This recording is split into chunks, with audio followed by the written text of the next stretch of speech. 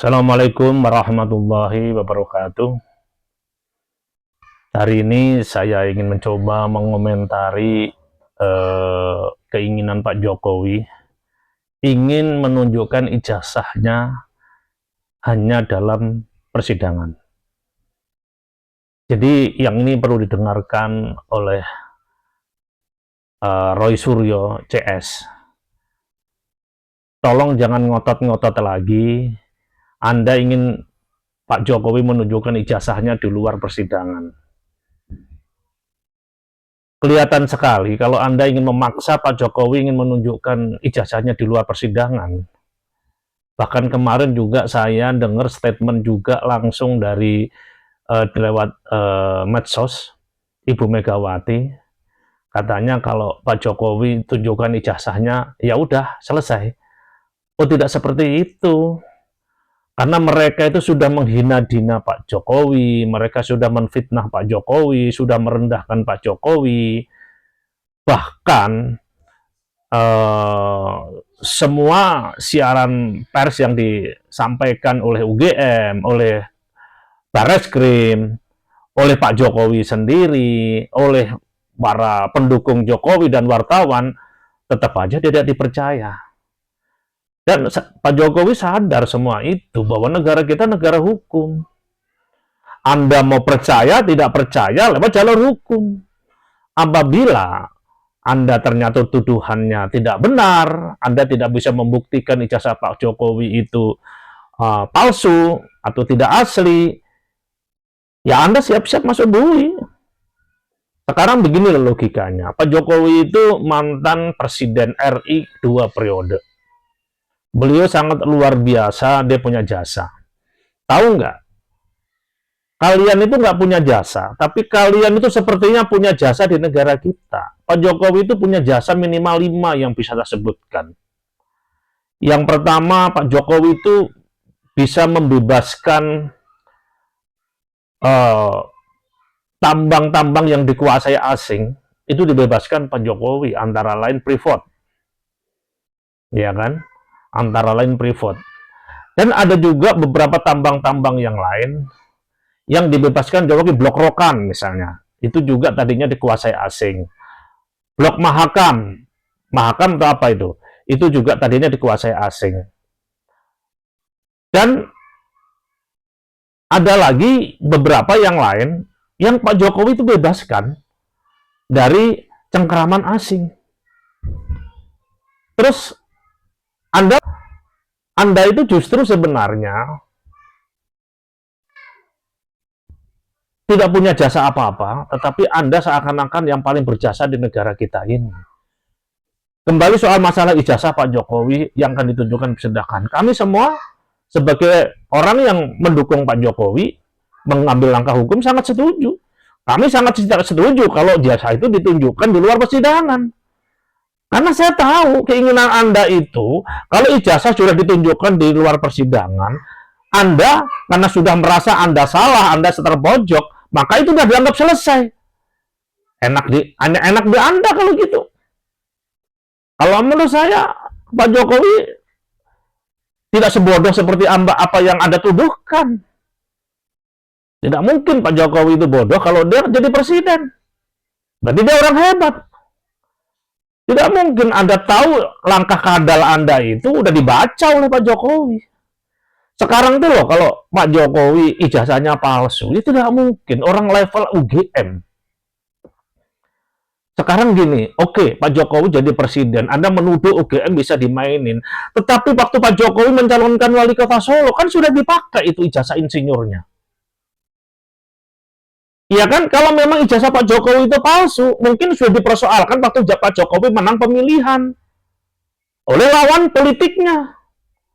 Ya kan begitu logikanya. Jadi kalau Anda menuduh sekarang UGM itu dimain-mainkan, Pak Jokowi itu sebelum jadi apa-apa itu sudah bilang ijazahnya insinyur dari UGM. Kalau memang betul itu tidak betul, mungkin UGM sudah protes dari dulu. Karena apa? Karena Pak Jokowi itu dianggap bukan siapa-siapa, belum siapa-siapa pada saat itu. Dan Pak Jokowi karena berani kekeh bahwa dia itu betul-betul lulusan IGM dan ijazahnya benar. Dia berani melambil jalur hukum, itu berarti tidak main-main. Kalau ijazah beliau itu bodong, tidak mungkin Pak Jokowi mau ke sana. Tidak mungkin. Mungkin akan mengikuti keinginan Anda, tunjukin ijazah selesai supaya tidak proses hukum. Karena Pak Jokowi mungkin barangkali merasa juga dia salah. Tapi karena Pak Jokowi merasa dia benar, maka jalur hukum itu harus dilakukan. Karena apa? Menurut Pak Jokowi supaya ini menjadi pembelajaran untuk semuanya. Coba logika Anda. Kenapa Anda mengulik-ngulik ijazah Jokowi itu? Maksud Anda apa? Suruh menunjukkan itu katanya sudah hak kebebasan berpendapat, kebebasan pers dan sebagainya. Kalau cara-cara Anda itu diikutin, kacau negara kita ini. Semua orang yang menjabat suruh nunjukin ijazahnya. Terus kepentingan Anda apa? Hak Anda apa? Anda tidak punya hak secara hukum. Kalau orang minta ditunjukin ijazah, orang tidak mau, kok Anda ngotot. Itu Anda itu lucu. Sebenarnya kalau saya simpulkan, Anda itu bermaksud ingin mendowngrade Pak Jokowi. Justru Anda sendiri yang mendowngrade diri Anda sendiri. Anda itu seorang dokter, ya kan? Dan seorang orang hebat di kelompok Anda itu. Tapi dengan cara seperti ini, Anda coba dihina-hina orang, ya kan? Dibilangin ini, dibilangin itu oleh orang-orang. Apa Anda nggak malu? Iya kan? Anda menghina orang, Anda dikembalikan juga dihina orang. Menurut saya malu. Belum lagi nanti bikin malu lagi kalau Anda kalah di pengadilan dan Anda di penjara. Kan lebih malu lagi. Keluarga Anda juga malu, keluarga Anda nggak terurus karena Anda di penjara. Kenapa Anda cari masalah? Ini sebenarnya apa yang terjadi? Makanya saya sangat sependapat dengan analisa dari staf ahli Kapolri bahwa ada 4 golongan antara lain yang memusuhi Jokowi. Yang pertama itu orang yang pernah dipecat. Yang kedua orang yang pernah organisasinya dibebaskan. Kemudian yang ketiga ada campur tangan asing yang dulu kebijakan-kebijakan Pak Jokowi itu yang merugikan mereka. Nah, mereka bisa jadi membayar orang-orang untuk memusuhi Pak Jokowi, jatuh ke Pak Jokowi udah jatuh, Gibran jatuh, otomatis Pak Prabowo jatuh. Kalau Pak Prabowo tidak jatuh, minimal Pak Prabowo bisa dikendalikan oleh mereka semua, utamanya asing. Tapi ingat, Pak Prabowo, Pak Jokowi itu bukan orang bodoh. Bukan orang yang sembarang dimain-maini. Mereka sudah punya pengalaman politik, sudah punya pengalaman dalam dan luar negeri yang luar biasa. Tidak sebodoh itu. Makanya Pak Jokowi kekeh ingin menunjukkan ijazahnya di pengadilan. Karena Pak Jokowi merasa benar.